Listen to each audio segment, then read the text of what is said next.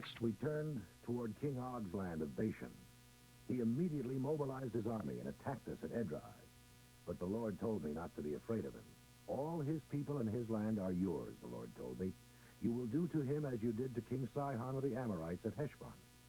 So the Lord helped us fight against King Og and his people, and we killed them all.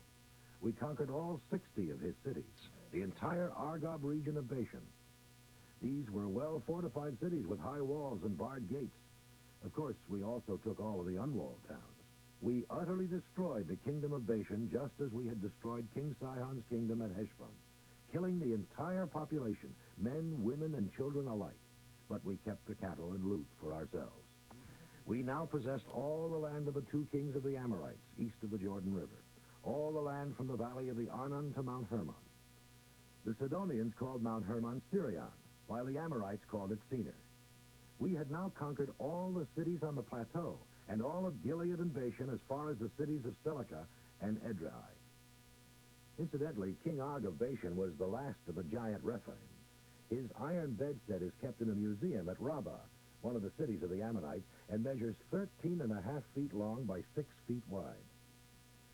At that time, I gave the conquered land to the tribes of Reuben, Gad, and the half-tribe of Manasseh. To the tribes of Reuben and Gad, I gave the area beginning at Aroer on the Arnon River, plus half of Mount Gilead, including its cities. The half-tribe of Manasseh received the remainder of Gilead and all of the former kingdom of King Og, the Argob region. Bashan is sometimes called the land of the Rephaim. The clan of Jair of the tribe of Manasseh took over the whole Argob region, Bashan, to the borders of the Geshurites and the Maacathites. They renamed their country after themselves, calling it Havoth Jair, meaning Jair's villages, as it is still known today. Then I gave Gilead to the clan of Makir. The tribes of Reuben and Gad received the area extending from the Jabbok River in Gilead, which was the Ammonite frontier, to the middle of the valley of the Arnon River. They also received the Arabah, or wasteland, bounded by the Jordan River on the west, from Kinnereth to Mount Pisgah, and the Salt Sea, also called the Sea of the Arabah. At that time, I reminded the tribes of Reuben and Gad and the half-tribe of Manasseh that although the Lord had given them the land, they could not begin settling down until their armed men led the other tribes across the Jordan to the land the Lord was giving them. But your wives and children, I told them, may live here in the cities the Lord has given you, caring for your many cattle, until you return after the Lord has given victory to the other tribes too. When they conquer the land the Lord your God has given them across the Jordan River, then you may return here to your own land. Then I said to Joshua, you have seen what the Lord your God has done to those 2 kings. You will do the same to all the kingdoms on the other side of the Jordan. Don't be afraid of the nations there, for the Lord your God will fight for you. At that time I made this plea to God. O Lord God, please let me cross over into the promised land, the good land beyond the Jordan River with its rolling hills and Lebanon. I want to see the result of all the greatness and power you have been showing us. For what God in all of heaven or earth can do what you have done for us? But the Lord was angry with me because of you and would not let me cross over. Speak of it no more, he ordered, but go to the top of Mount Pisgah, where you can look out in every direction, and there you will see the land in the distance. But you shall not cross the Jordan River. Commission Joshua to replace you, and then encourage him, for he shall lead the people across to conquer the land you will see from the mountaintop. So we remained in the valley near Beth Peor. Chapter 4. And now, O Israel, listen carefully to these laws I teach you, and obey them if you want to live and enter into and possess the land given you by the Lord God of your ancestors. Do not add other laws or subtract from these. Just obey them, for they are from the Lord your God. You have seen what the Lord did to you at Baal Peor, where he destroyed many people for worshiping idols. But all of you who were faithful to the Lord your God are still alive today. These are the laws for you to obey when you arrive in the land where you will live. They are from the Lord our God. He has given them to me to pass on to you. If you obey them, they will give you a reputation for wisdom and intelligence. When the surrounding nations hear these laws, they will exclaim, what other nation is as wise and prudent as Israel? For what other nation, great or small, has God among them, as the Lord our God is here among us whenever we call upon him? And what nation, no matter how great, has laws as fair as these I am giving you today? But watch out. Be very careful never to forget what you have seen God doing for you. May his miracles have a deep and permanent effect upon your lives. Tell your children and your grandchildren about the glorious miracles he did.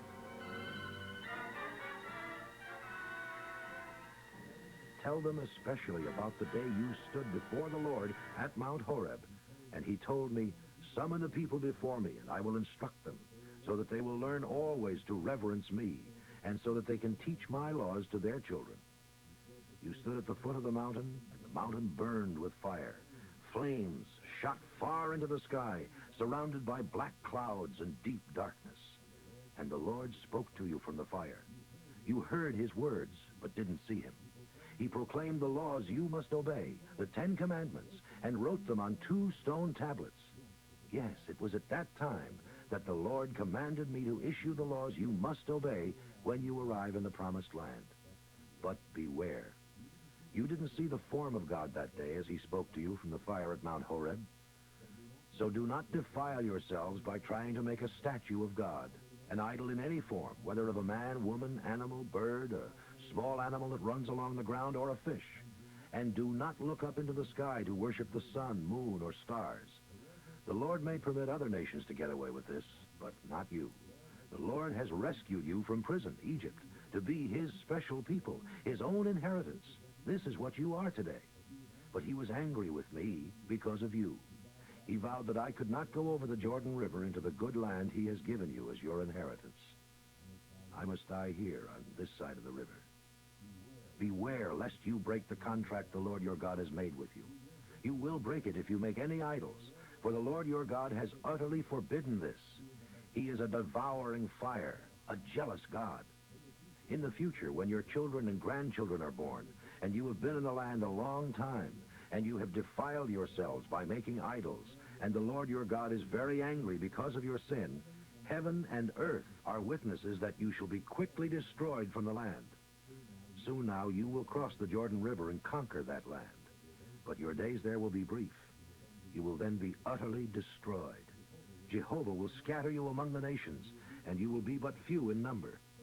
There, far away, you will worship idols made from wood and stone, idols that neither see, nor hear, nor eat, nor smell. But you will also begin to search again for Jehovah your God, and you shall find him when you search for him with all your hearts and souls. When those bitter days have come upon you in the latter times, you will finally return to the Lord your God and listen to what he tells you. For the Lord your God is merciful. He will not abandon you, nor destroy you, nor forget the promises he has made to your ancestors. In all history, going back to the time when God created man upon the earth, search from one end of the heavens to the other to see if you can find anything like this. An entire nation heard the voice of God speaking to it from fire as you did, and lived. Where else will you ever find another example of God's removing a nation from its slavery by sending terrible plagues, mighty miracles, war, and terror?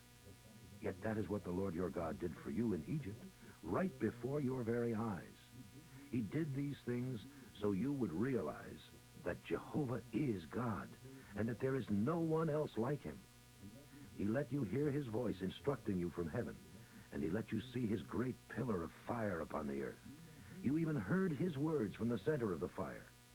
It was because he loved your ancestors and chose to bless their descendants that he personally brought you out from Egypt with a great display of power. He drove away other nations greater by far than you and gave you their land as an inheritance, as it is today. This is your wonderful thought for the day. Jehovah is God, both in heaven and down here upon the earth, and there is no God other than him. You must obey these laws that I will tell you today, so that all will be well with you and your children, and so that you will live forever in the land the Lord your God is giving you. Then Moses instructed the people of Israel to set apart 3 cities east of the Jordan River, where anyone who accidentally killed someone could flee for safety. These cities were Bezer on the plateau in the wilderness for the tribe of Reuben, Ramoth in Gilead for the tribe of Gad, and Golan in Bashan for the tribe of Manasseh. Listed below are the laws Moses issued to the people of Israel when they left Egypt, and as they were camped east of the Jordan River near the city of Beth Peor. This was the land formerly occupied by the Amorites under King Sihon, whose capital was Heshbon. He and his people were destroyed by Moses and the Israelis. Israel conquered his land and that of King Og of Bashan. They were two Amorite kings east of the Jordan. Israel also conquered all the area from Aroer at the edge of the Arnon River Valley to Mount Siron, or Mount Hermon as it is sometimes called, and all the Arabah east of the Jordan River over to the Salt Sea, below the slopes of Mount Pisgah. Chapter 5. Moses continued speaking to the people of Israel and said, Listen carefully now to all these laws God has given you. Learn them and be sure to obey them. The Lord our God made a contract with you at Mount Horeb, not with your ancestors, but with you who are here alive today. He spoke with you face to face from the center of the fire there at the mountain. I stood as an intermediary between you and Jehovah, for you were afraid of the fire and did not go up to him on the mountain. He spoke to me, and I passed on his laws to you. This is what he said.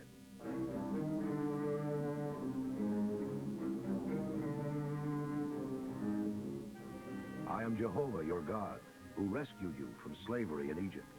Never worship any god but me. Never make idols. Don't worship images, whether of birds, animals, or fish. You shall not bow down to any images, nor worship them in any way. For I am the Lord your God. I am a jealous God, and I will bring the curse of a father's sins upon even the third and fourth generation of the children of those who hate me. But I will show kindness to 1,000 generations of those who love me and keep my commandments. You must never use my name to make a vow you don't intend to keep. I will not overlook that. Keep the Sabbath day holy.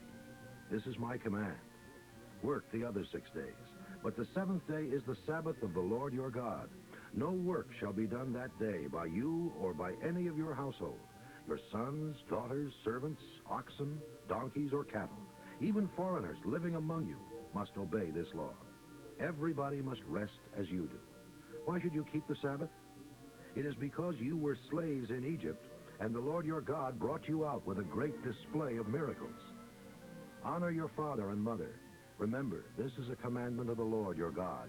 If you do so, you shall have a long, prosperous life in the land he is giving you. You must not murder. You must not commit adultery. You must not steal. You must not tell lies. You must not burn with desire for another man's wife, nor envy him for his home, land, servants, oxen, donkeys, nor anything else he owns.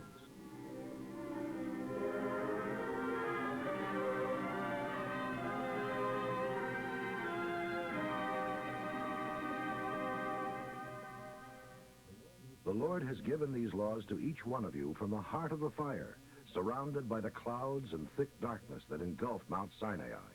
Those were the only commandments he gave you at that time, and he wrote them out on 2 stone tablets and gave them to me. But when you heard the loud voice from the darkness and saw the terrible fire at the top of the mountain, all your tribal leaders came to me and pleaded, "Today the Lord our God has shown us his glory and greatness. We have even heard his voice from the heart of the fire. Now we know that a man may speak to God and not die, but we will surely die if he speaks to us again. This awesome fire will consume us. What man can hear as we have the voice of the living God speaking from the heart of the fire and live? You go and listen to all that God says, then come and tell us, and we will listen and obey." And the Lord agreed to your request and said to me, "I have heard what the people have said to you, and I agree." Oh, that they would always have such a heart for me, wanting to obey my commandments. Then all would go well with them in the future, and with their children throughout all generations. Go and tell them to return to their tents. Then you come back and stand here beside me, and I will give you all my commandments, and you shall teach them to the people, and they will obey them in the land I am giving to them.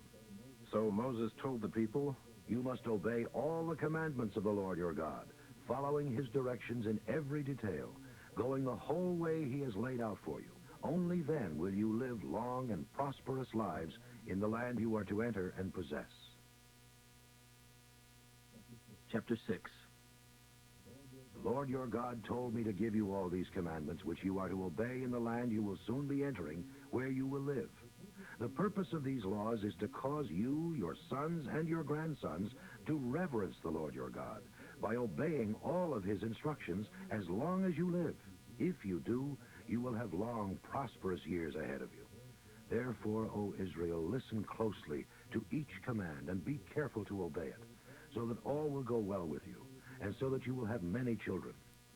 If you obey these commands, you will become a great nation in a glorious land flowing with milk and honey, even as the God of your fathers promised you. O Israel, listen. Jehovah is our God, Jehovah alone. You must love him with all your heart, soul, and might. And you must think constantly about these commandments I am giving you today. You must teach them to your children and talk about them when you are at home or out for a walk, at bedtime, and the first thing in the morning. Tie them on your finger, wear them on your forehead, and write them on the doorposts of your house. When the Lord your God has brought you into the land he promised your ancestors, Abraham, Isaac, and Jacob, and when he has given you great cities full of good things, cities you didn't build, wells you didn't dig, and vineyards and olive trees you didn't plant, and when you have eaten until you can hold no more, then beware, lest you forget the Lord who brought you out of the land of Egypt, the land of slavery. When you are full, don't forget to be reverent to him, and to serve him, and to use his name alone to endorse your promises. You must not worship the gods of the neighboring nations. For Jehovah your God who lives among you is a jealous God, and his anger may rise quickly against you and wipe you off the face of the earth. You must not provoke him and try his patience as you did when you complained against him at Massah. You must actively obey him in everything he commands. Only then will you be doing what is right and good in the Lord's eyes. If you obey him, all will go well for you, and you will be able to go in and possess the good land which the Lord promised your ancestors. You will also be able to throw out all the enemies living in your land, as the Lord agreed to help you do. In the years to come, when your son asks you, "What is the purpose of these laws which the Lord our God has given us?" you must tell him, "We were Pharaoh's slaves in Egypt, and the Lord brought us out of Egypt with great power and mighty miracles, with terrible blows against Egypt and Pharaoh and all his people. We saw it all with our own eyes. He brought us out of Egypt so that he could give us this land he had promised to our ancestors. And he has commanded us to obey all of these laws and to reverence him so that he can preserve us alive as he has until now. For it always goes well with us when we obey all the laws of the Lord our God." Chapter 7. When the Lord brings you into the promised land, as he soon will, he will destroy the following 7 nations, all greater and mightier than you are: the Hittites, the Girgashites, the Amorites, the Canaanites, the Perizzites, the Hivites, the Jebusites. When the Lord your God delivers them over to you to be destroyed, do a complete job of it. Don't make any treaties or show them mercy. Utterly wipe them out. Do not intermarry with them, nor let your sons and daughters marry their sons and daughters. That would surely result in your young peoples beginning to worship their gods. Then the anger of the Lord would be hot against you, and he would surely destroy you. You must break down the heathen altars and shatter the obelisks and cut up the shameful images and burn the idols. For you are a holy people, dedicated to the Lord your God. He has chosen you from all the people on the face of the whole earth to be his own chosen ones. He didn't choose you and pour out his love upon you because you were a larger nation than any other, for you were the smallest of all. It was just because he loves you, and because he kept his promise to your ancestors. That is why he brought you out of slavery in Egypt with such amazing power and mighty miracles. Understand, therefore, that the Lord your God is the faithful God who for 1,000 generations keeps his promises and constantly loves those who love him and who obey his commands. But those who hate him shall be punished publicly and destroyed. He will deal with them personally. Therefore, obey all these commandments I am giving you today. Because of your obedience, the Lord your God will keep his part of the contract, which in his tender love he made with your fathers. And he will love you and bless you and make you into a great nation.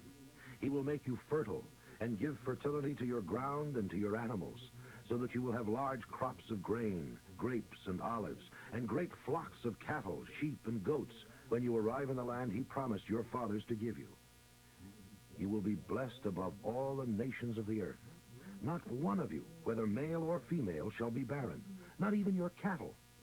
And the Lord will take away all your sickness, and will not let you suffer any of the diseases of Egypt you remember so well. He will give them all to your enemies. You must destroy all the nations which the Lord your God delivers into your hands. Have no pity, and do not worship their gods. If you do, it will be a sad day for you. Perhaps you will think to yourself, how can we ever conquer these nations that are so much more powerful than we are? But don't be afraid of them. Just remember what the Lord your God did to Pharaoh and to all the land of Egypt. Do you remember the terrors the Lord sent upon them? Your parents saw it with their own eyes, and the mighty miracles and wonders, and the power and strength of Almighty God, which he used to bring you out of Egypt. Well, the Lord your God will use this same might against the people you fear. Moreover, the Lord your God will send hornets to drive out those who hide from you. No, do not be afraid of those nations, for the Lord your God is among you, and he is a great and awesome God. He will cast them out a little at a time. He will not do it all at once, for if he did, the wild animals would multiply too quickly and become dangerous. He will do it gradually, and you will move in against those nations and destroy them. He will deliver their kings into your hands, and you will erase their names from the face of the earth. No one will be able to stand against you. Burn their idols, and do not touch the silver or gold they are made of. Do not take it, or it will be a snare to you, for it is horrible to the Lord your God. Do not bring an idol into your home and worship it, for then your doom is sealed. Utterly detest it, for it is a cursed thing. Chapter 8. You must obey all the commandments I give you today. If you do, you will not only live, you will multiply, and will go in and take over the land promised to your fathers by the Lord.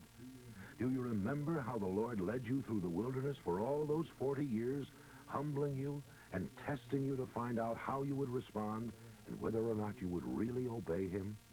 Yes, he humbled you by letting you go hungry and then feeding you with manna, a food previously unknown to both you and your ancestors. He did it to help you realize that food isn't everything, and that real life comes by obeying every command of God. For all these 40 years, your clothes haven't grown old, and your feet haven't been blistered or swollen. So you should realize that as a man punishes his son, the Lord punishes you to help you. Obey the laws of the Lord your God. Walk in his ways and fear him. For the Lord your God is bringing you into a good land of brooks, pools, gushing springs, valleys, and hills. It is a land of wheat and barley, of grapevines, fig trees, pomegranates, olives, and honey. It is a land where food is plentiful and nothing is lacking. It is a land where iron is as common as stone and copper is abundant in the hills. When you have eaten your fill, bless the Lord your God for the good land he has given you. But that is the time to be careful. Beware that in your plenty you don't forget the Lord your God and begin to disobey him. For when you have become full and prosperous and have built fine homes to live in, and when your flocks and herds have become very large and your silver and gold have multiplied, that is the time to watch out that you don't become proud and forget the Lord your God who brought you out of your slavery in the land of Egypt. Beware that you don't forget the God who led you through the great and terrible wilderness with the dangerous snakes and scorpions where it was so hot and dry. He gave you water from the rock. He fed you with manna in the wilderness. It was a kind of bread unknown before, so that you would become humble, and so that your trust in him would grow, and he could do you good. He did it so that you would never feel that it was your own power and might that made you wealthy. Always remember that it is the Lord your God who gives you power to become rich, and he does it to fulfill his promise to your ancestors. But if you forget about the Lord your God and worship other gods instead and follow evil ways, you shall certainly perish, just as the Lord has caused other nations in the past to perish. That will be your fate, too, if you don't obey the Lord your God. Chapter 9. Oh, Israel, listen. Today you are to cross the Jordan River and begin to dispossess the nations on the other side. Those nations are much greater and more powerful than you are. They live in high walled cities. Among them are the famed Anak giants, against whom none can stand. But the Lord your God will go before you as a devouring fire to destroy them, so that you will quickly conquer them and drive them out. Then, when the Lord has done this for you, don't say to yourselves, "The Lord has helped us because we are so good." No, it is because of the wickedness of the other nations that he is doing it. It is not at all because you are such fine, upright people that the Lord will drive them out from before you. I say it again, it is only because of the wickedness of the other nations, and because of his promises to your ancestors, Abraham, Isaac, and Jacob, that he will do it. I say it yet again, Jehovah your God is not giving you this good land because you are good, for you are not. You are a wicked, stubborn people. Don't you remember? Oh, never forget it. How continually angry you made the Lord your God out in the wilderness? From the day you left Egypt until now, for all this time you have constantly rebelled against him. Don't you remember how angry you made him at Mount Horeb? He was ready to destroy you. I was on the mountain at the time, receiving the contract which Jehovah had made with you, the stone tablets with the laws inscribed upon them. I was there for 40 days and 40 nights, and all that time I ate nothing. I didn't even take a drink of water. At the end of those 40 days and nights, the Lord gave me the contract, the tablets on which he had written the commandments he had spoken from the fire-covered mountain while the people had watched below. He told me to go down quickly because the people I had led out of Egypt had defiled themselves, quickly turning away from the laws of God, and had made an idol from molten metal. Let me alone, that I may destroy this evil, stubborn people, the Lord told me. And I will blot out their name from under heaven, and I will make a mighty nation of you, mightier and greater than they are. I came down from the burning mountain, holding in my hands the 2 tablets inscribed with the laws of God. There below me I could see the calf you had made in your terrible sin against the Lord your God. How quickly you turned away from him. I lifted the tablets high above my head and dashed them to the ground. I smashed them before your eyes. Then for another 40 days and nights I lay before the Lord, neither eating bread nor drinking water, for you had done what the Lord hated most, thus provoking him to great anger. How I feared for you, for the Lord was ready to destroy you. But that time, too, he listened to me. Aaron was in great danger because the Lord was so angry with him. But I prayed, and the Lord spared him.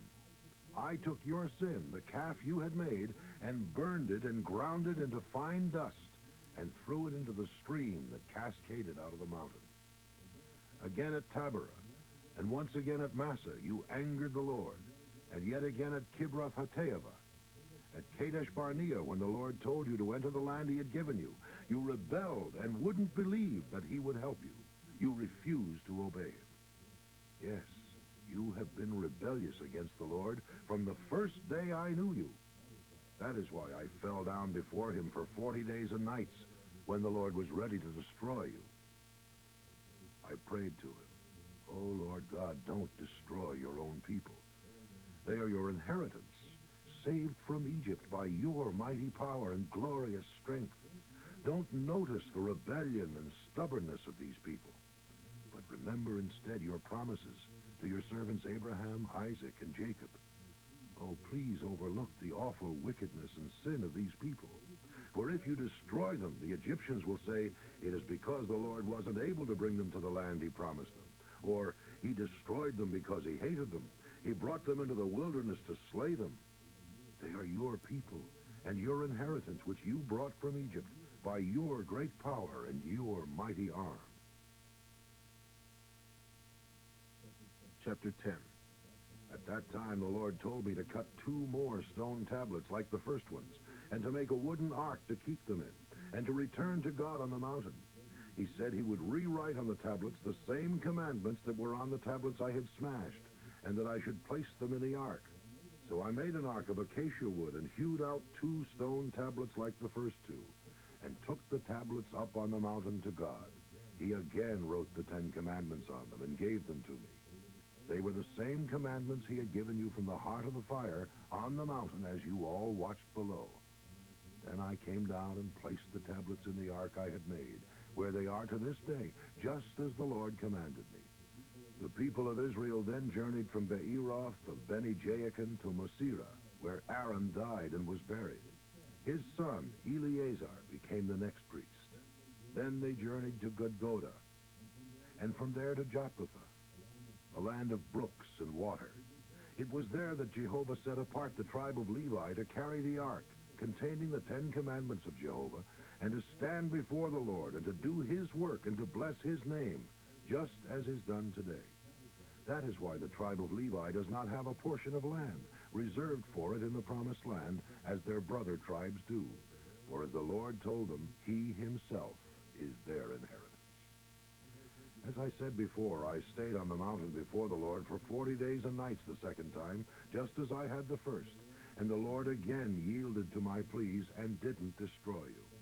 But he said to me, "Arise and lead the people to the land I promised their fathers. It is time to go in and possess it." And now, Israel, what does the Lord your God require of you, except to listen carefully to all he says to you, and to obey for your own good the commandments I am giving you today, and to love him, and to worship him with all your hearts and souls? Earth and highest heaven belong to the Lord your God. And yet he rejoiced in your fathers, and loved them so much, that he chose you, their children, to be above every other nation, as is evident today. Therefore cleanse your sinful hearts, and stop your stubbornness. Jehovah your God is God of gods, and Lord of lords. He is the great and mighty God, the God of terror, who shows no partiality and takes no bribes. He gives justice to the fatherless and widows. He loves foreigners and gives them food and clothing. You too must love foreigners, for you yourselves were foreigners in the land of Egypt. You must fear the Lord your God, and worship him and cling to him and take oaths by his name alone. He is your praise, and he is your God, the one who has done mighty miracles you yourselves have seen. When your ancestors went down into Egypt, there were only 70 of them. But now the Lord your God has made you as many as the stars in the sky. Chapter 11.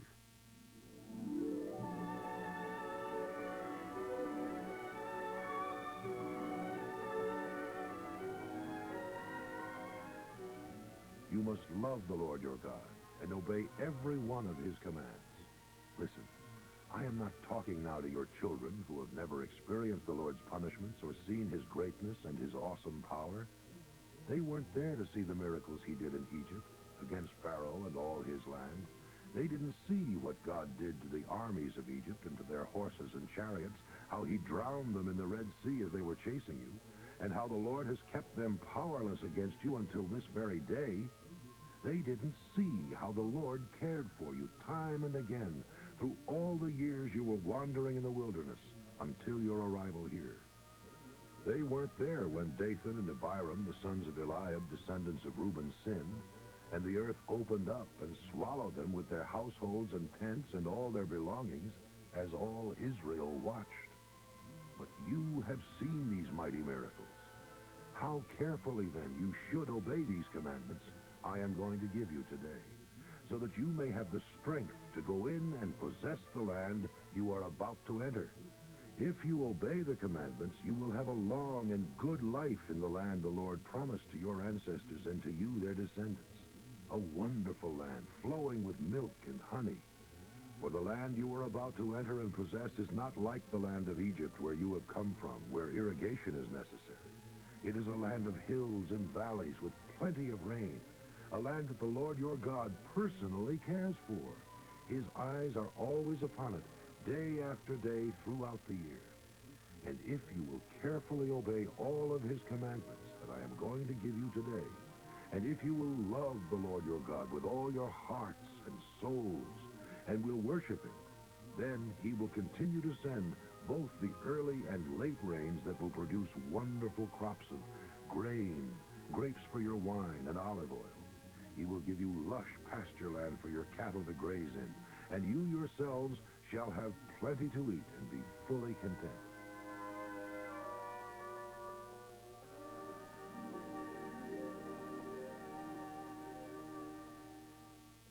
But beware that your hearts do not turn from God to worship other gods. For if you do, the anger of the Lord will be hot against you, and he will shut the heavens. There will be no rain and no harvest, and you will quickly perish from the good land the Lord has given you. So keep these commandments carefully in mind.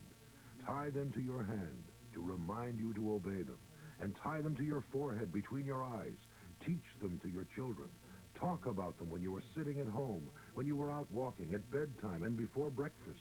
Write them upon the doors of your houses and upon your gates, so that as long as there is sky above the earth, you and your children will enjoy the good life awaiting you in the land the Lord has promised you. If you carefully obey all the commandments I give you, loving the Lord your God, walking in all his ways, and clinging to him, then the Lord will drive out all the nations in your land, no matter how much greater and stronger than you they might be.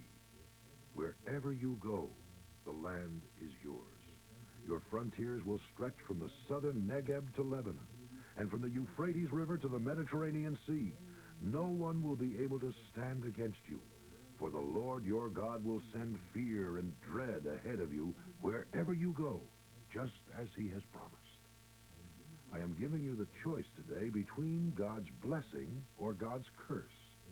There will be blessing if you obey the commandments of the Lord your God, which I am giving you today, and a curse if you refuse them and worship the gods of these other nations. When the Lord your God brings you into the land to possess it, a blessing shall be proclaimed from Mount Gerizim and a curse from Mount Ebal. Gerizim and Ebal are mountains west of the Jordan River, where the Canaanites live, in the wasteland near Gilgal, where the oaks of Moreh are. For you are to cross the Jordan and live in the land the Lord is giving you, but you must obey all the laws I am giving you today. Chapter 12. These are the laws you must obey when you arrive in the land which Jehovah, the God of your fathers, has given you forever. You must destroy all the heathen altars wherever you find them, high in the mountains, up in the hills, or under the trees. Break the altars, smash the obelisks, burn the shameful images, cut down the metal idols, and leave nothing even to remind you of them.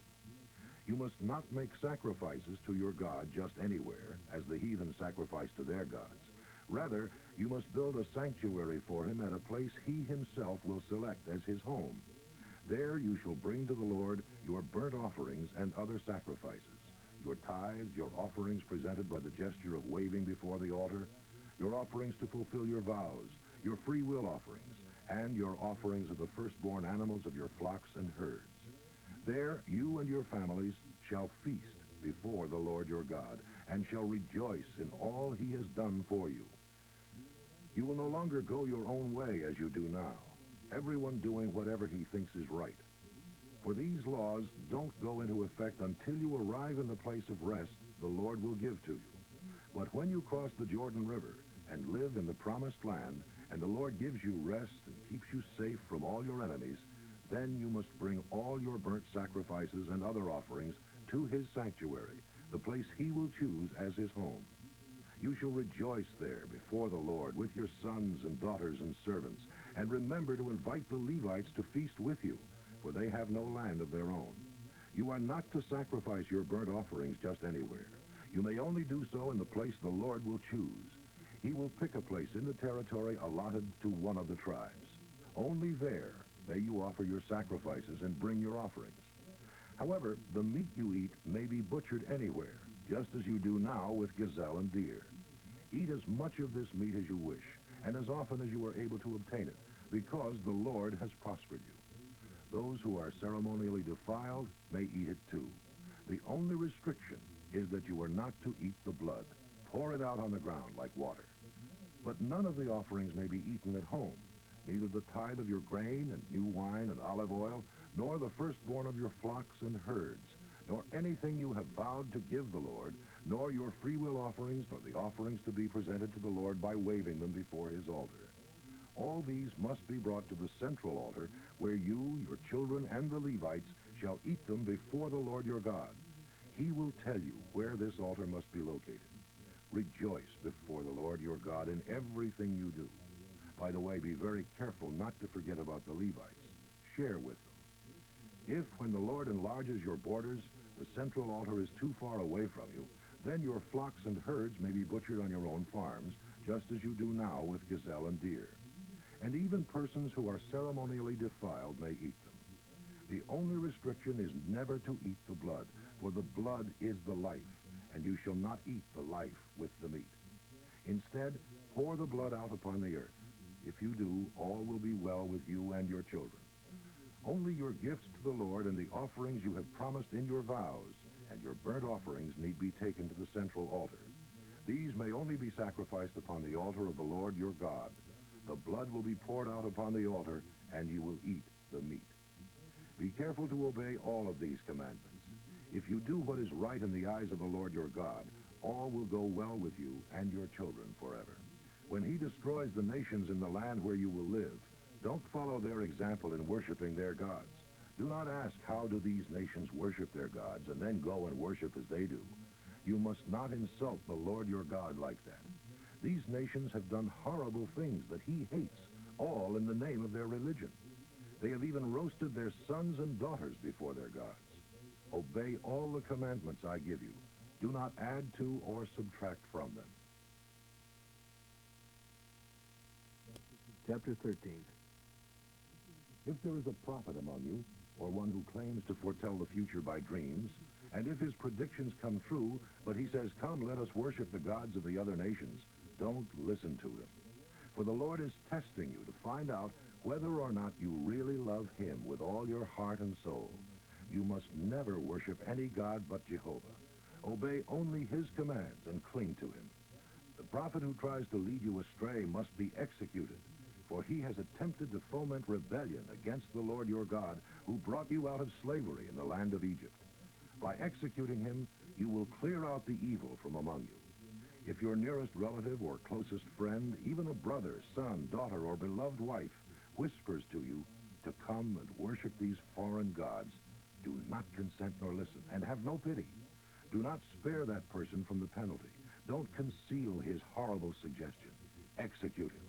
Your own hand shall be the first upon him to put him to death, then the hands of all the people.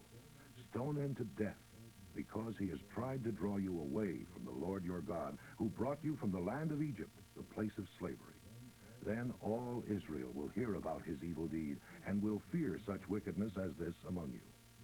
If you ever hear it said about one of the cities of Israel that some worthless rabble have led their fellow citizens astray with the suggestion that they worship foreign gods, first check the facts to see if the rumor is true. If you find that it is certain that such a horrible thing is happening among you in one of the cities the Lord has given you, you must without fail declare war against that city and utterly destroy all of its inhabitants, and even all the cattle. Afterwards, you must pile all the booty into the middle of the street and burn it. Then put the entire city to the torch as a burnt offering to Jehovah your God. That city shall forever remain a lifeless mound and may never be rebuilt. Keep none of the booty. Then the Lord will turn from his fierce anger and be merciful to you, and have compassion upon you, and make you a great nation, just as he promised your ancestors. Of course, the Lord your God will be merciful only if you have been obedient to him and to his commandments, which I am giving you today, and if you have been doing that which is right in the eyes of the Lord. Chapter 14. Since you are the people of God, never cut yourselves as the heathen do when they worship their idols, nor shave the front halves of your heads for funerals. You belong exclusively to the Lord your God, and he has chosen you to be his own possession, more so than any other nation on the face of the earth. You are not to eat any animal I have declared to be ceremonially defiled. These are the animals you may eat: the ox, the sheep, the goat, the deer, the gazelle, the roebuck, the wild goat, the ibex, the antelope, and the mountain sheep. Any animal that has cloven hooves and chews the cud may be eaten. But if the animal doesn't have both, it may not be eaten. So you may not eat the camel, the hare, or the coney. They chew the cud but do not have cloven hooves. Pigs may not be eaten because although they have cloven hooves, they don't chew the cud. You may not even touch the dead bodies of such animals. Only sea animals with fins and scales may be eaten. All other kinds are ceremonially defiled. You may eat any bird except the following: the eagle, the vulture, the osprey, the buzzard, the falcon, any variety, the raven, any variety, the ostrich, the nighthawk, the seagull, the hawk, any variety, the screech owl, the great owl, the horned owl, the pelican, the vulture, the cormorant, the stork, the heron, any variety, the hoopoe, the bat. With certain exceptions, winged insects are a defilement to you and may not be eaten. Don't eat anything that has died a natural death. However, a foreigner among you may eat it. You may give it or sell it to him, but don't eat it yourself, for you are holy to the Lord your God. You must not boil a young goat in its mother's milk.